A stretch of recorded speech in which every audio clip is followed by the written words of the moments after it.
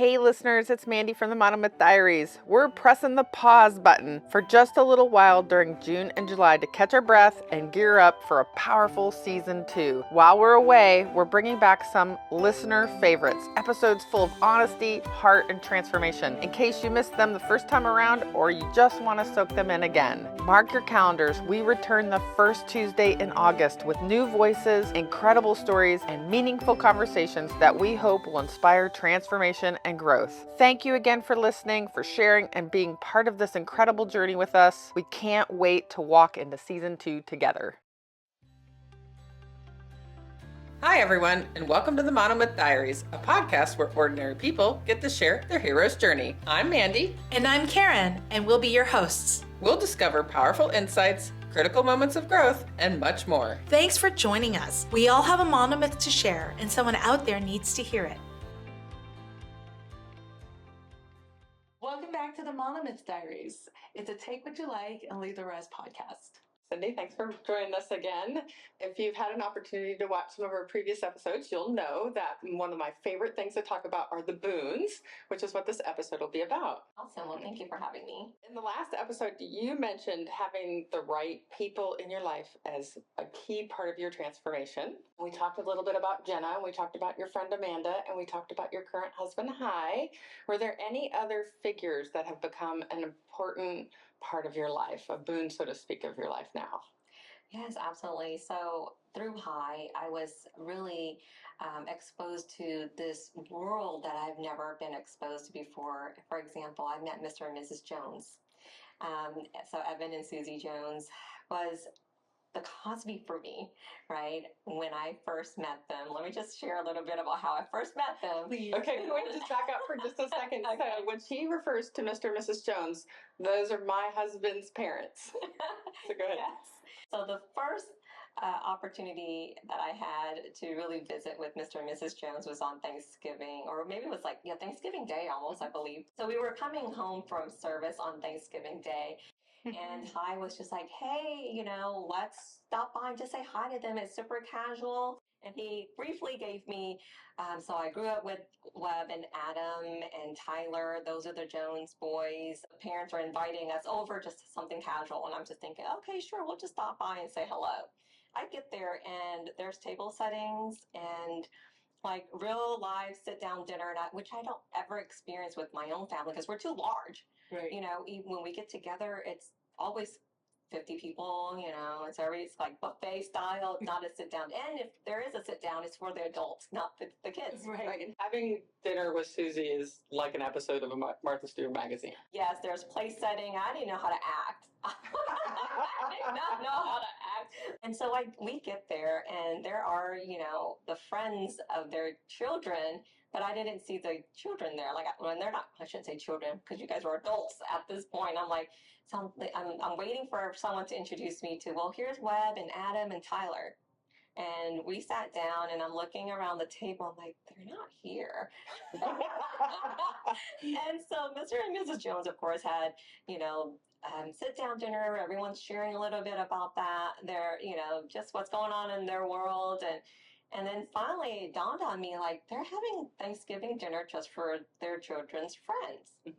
Wow. Which, that's incredible. again, unheard of for me. I don't think I could ever imagine, and even to this day, that my parents are just like, oh, I'm just going to invite my kids' friends over and have Thanksgiving with them. And again, this is not even Mr. and Mrs. Jones' friends.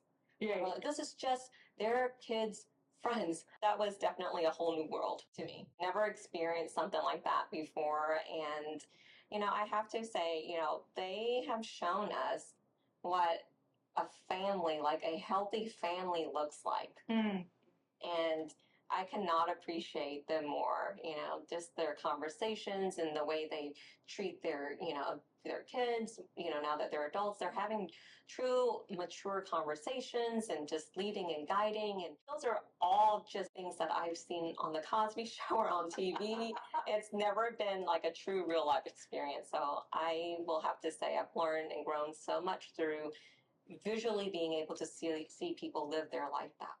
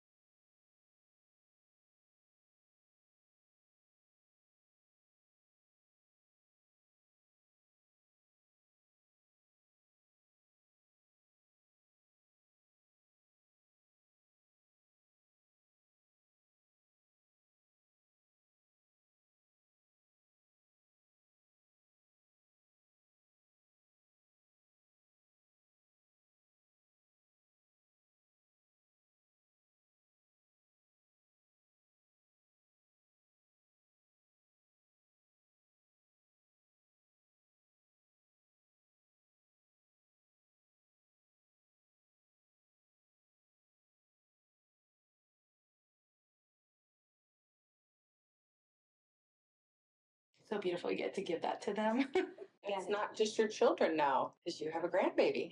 Yes, so that's the generations to come, right? Right. So Audrey, who's 3.5 right now, she's just such, I mean, she's my world too, right? Through, and I've always explained, for example, to Hai that my kids are just my limbs, right? They're a part of me. My growth in my faith also, hopefully one day will also show them that Jesus does love them, regardless of their journey, regardless of their choices. And so I hope, not just through faith, but through, everything that I'm doing and in my own failures too, and that they can learn from my failures and say, you know what, it's okay.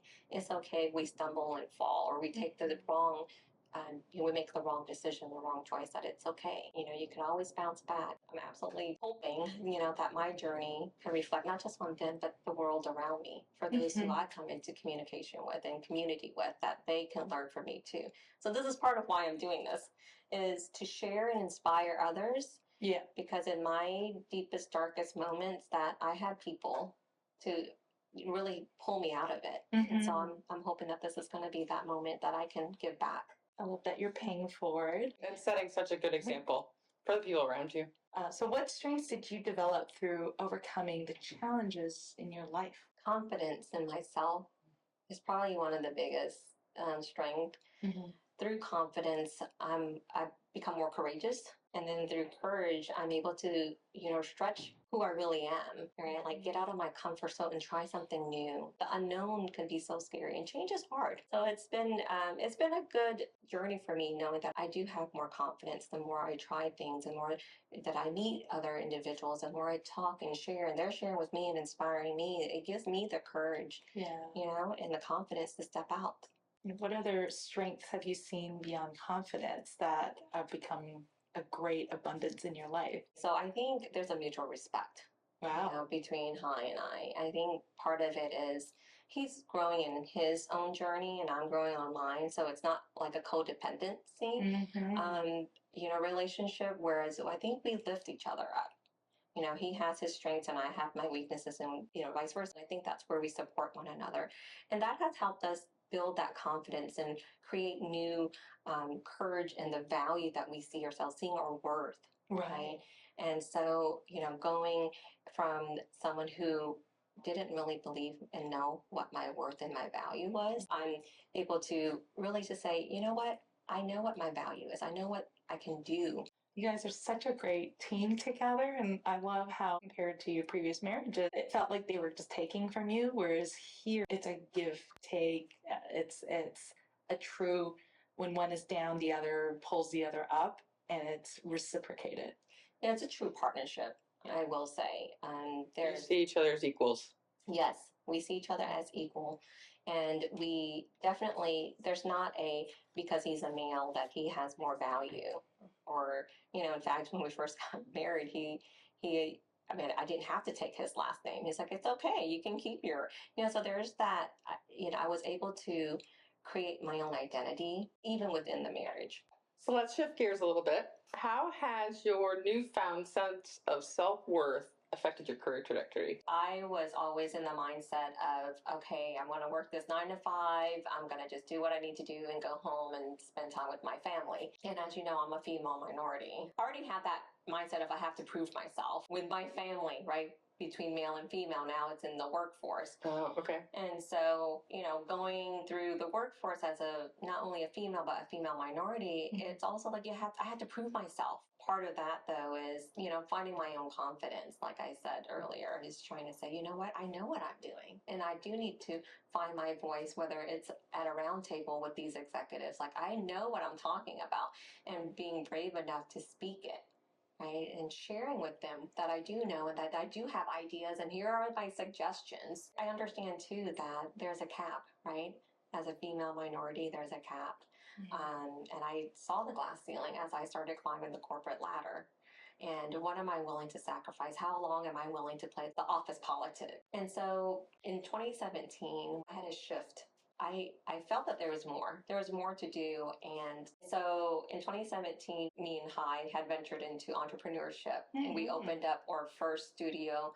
It's an arts and crafts studio called the Rustic Brush. Oh, wonderful. And I've been so, yeah, and so I was working a full-time job, and I was doing, the Rustic Brush mainly nights and weekends, just to kind of, support this vision that I had. Like, I just wanted to have more time with the family, or at that time, Lindsay was in teenage years. She can work with us, make some extra income. Her friends can work with us and really help develop these kids and their skills. But I've learned through that is, I was stretching myself, going out of my comfort zone, learning. I mean, as an entrepreneur, you're not just the accountant, you're not just the janitor, you're not just the HR payroll person, you're also marketing, you're also sales, you're all of these hats that corporate, you're not wearing. Yeah, as Karen calls it, building muscles. Oh, I built a lot of muscle. I mean, I don't know if I have a six pack. Business pack. Business pack, yes.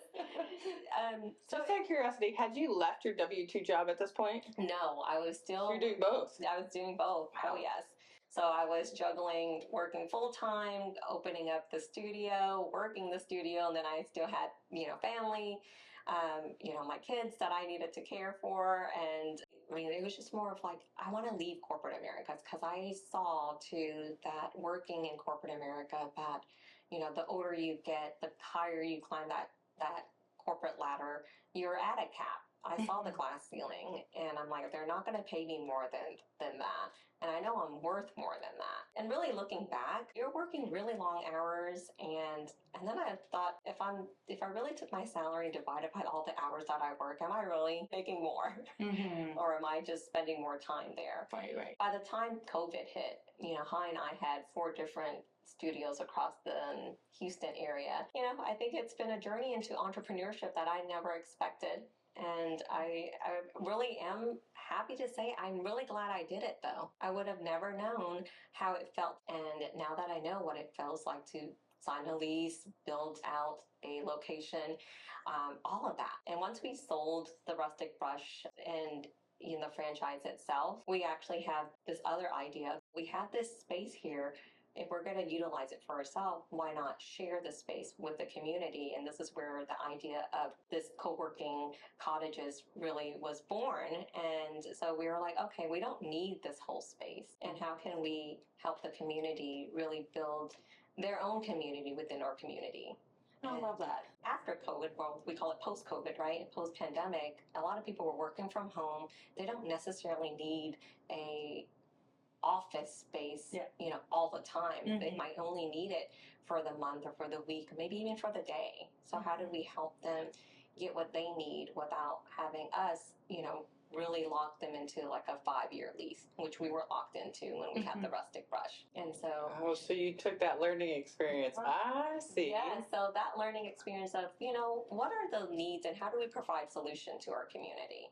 And the co-working space was something that we thought, well, we can share the space. People can come in here, whether it's for, their podcast, like what we're doing today, or if it's just, hey, I just need the day of studying, because we do have several colleges around here that students might be rooming with other students, and they just need a private time to study and to focus and, and be comfortable while we're doing it, which is where we're like, okay, well, why not have a place where people can work in comfort and succeed in style? So that was kind of where I thought, why not? Why not share the space? It's a beautiful space. I appreciate It feels that. very homey and comfortable. Exactly. So we've been working from home for so long, so why make it like that sterile, workplace environment where the walls are gray or white, like why not share that with some color and some comfort in it? And how long has this been open now? Well, we opened up in July of 2024, so it's only been a couple months. Wow. Yeah. Brand new. Yes, brand new. So we're so excited to have more people in the community come out. I love that you came full circle, that you took the things that the less than ideal and less than pleasant scenarios from your past and then turn them into solutions. Like being trapped in a 5-year lease when, there was a pandemic and things going on, and then coming up with, hey, this is going to lead me to my next business and offering solutions to other people at work. I love that you've taken all of the things that you've learned in the tools and you're putting it together. Your confidence, your self-worth, like I can do this, right? I love that. And you're doing it with high, even better. Yeah, and that's the great part is, yes, we're like each other's sounding board. Right. Sometimes, being in your own thought and you don't have that someone to say, hey, there's a blind spot. We all have blind spots. Mm-hmm. And we want to be able to have people who love us and say in a loving way, hey, have you thought of it this way though? Or maybe that idea is not so sound. It's so easy to find people who are going to agree with you on everything. Right. And it takes a special relationship to say, I love you, but I don't always agree with you. And I think that we need to talk about that a little bit more. I wanted to have someone who will tell me no too. That's a lot of trust. But it's also refreshing to see how honest you guys are, and that really, like, how you were talking about, like, surrounding yourself with the right people and the right tools. I see in your marriage, you guys are stronger together than you were apart, and that's just incredibly beautiful to watch. We both know that there's a higher calling for each of us. Yeah. And what does that look like? And I'm here to support him on his journey as he is with mine. I look back on that relationship statement that I made when I was in the workshop, and it mirrors a lot of the things that I wrote down. What did I manifest in the relationship that I wanted? Guys, I think, are like probably the most hard-working couples, not just in your business and in your entrepreneurial spirit, but even your personal internal spirit, and that's just and your spirit of faith. That's just so refreshing to see. All right, so early in the episode, you mentioned the idea of abundance. Can you tell us a little bit about how you've been able to mentor other women and make a difference in their lives? Absolutely. So part of my giving back to the community now is also creating workshops for others to be able to learn and experience some of the things that I've been fortunate enough to experience so that I can move on and stretch myself and grow in my own journey. So the mindful reset was something my friends and I just sat down one, lunch and said, what can we do to give back? And we came up with this concept of mindful reset to empower other women, to invite guest speakers to teach about different topics, whether it's leadership, time management, self-defense, just even doing yoga to have that quiet time and that focus and listening and being able to discern, what is your body telling you? And so we had our 3rd annual last year. Okay. Mindful Reset, and in fact, we have a magazine. I was going to say, I saw you're on the front of this magazine, and it was from 2023. So I was going to ask you, how many years have you done this? It's been 3 years, and it's just our way of giving back. We do charge a small fee, but it includes breakfast and lunch, and of course the space and the swag bags, and even this magazine. But we do also have sponsors who help us through this because we don't do this alone. It's a community effort. Absolutely. We give up our time, but this is definitely a community effort because we're better together. During these workshops, you're doing a lot of the same things that you had learned during some of your workshops. Absolutely. That you attended. Yes. Some of the things that I've learned that I felt was empowering for me. Yeah. And it's not just my thoughts and ideas. That's why I have partnered up with other friends who have their own journey and their own sharing, and as well as these guest speakers who have knowledge in their own specialties. So we invited, for example, self-defense. Like as a female, we want to make sure that you're defending yourself, whether it's from strangers or just personal, physical attacks. So how do you do that? How do we prepare ourselves for things like from your mindset to your physical? Like you got to take care of you. It's almost like when you're on a plane, they say you have to put on your mask before you can put on someone else's mask. So we're just teaching, other women how to take care of themselves. I'm actually feeling a little moved because I'm thinking about where you began in a community where the women were not valued to now you leading this group and really empowering these women to really grab the world by its horns. I know that we are all struggling somewhere along the way. And it's just a matter of reaching out and saying, I see you, I'm validating how you feel. And just to be support, like I'm here for you if you need anything. So, Cyndi, in what ways do you incorporate your faith when mentoring these women or other people? Oh, I speak about my faith openly. I think it's important for me to just say, listen, it's my walk. This is my journey and my share and my story, right? But it's not for everyone. I try, I really would rather them see me in the way I live my daily life and not necessarily how I share it. For them to see me and my growth and my journey, hopefully that can be a reflection. And so, for example, I went to our church's women's event recently, and I love the way they depict it. It was, if you think of those stained glasses, they're broken pieces of glasses that are put together to give you an image. But imagine if when there's light that goes through it and reflects all these, the spectrum of colors and how beautiful that is. And sometimes, when we look at ourselves, like I'm broken, but all these pieces have come together. And if I have other women of faith reflecting light through me and the image that I project out to others is kind of like that image that I see, like the women around me that I'm sharing my story with, hopefully they're just catching that glimpse of the reflection from others through me. Speaking of hope, what hope do you have for listeners? What are you hoping that they'll take away from this episode today, your story? Oh, to not give up and to be kind, not just to others, but to themselves. If you're asking for someone to love you, love yourself. If you're asking someone to pamper you, pamper yourself. Right. Have that and give yourself that. I think that that's so important. It is. I had a friend once say, you can't get the love you want until you can give it to yourself.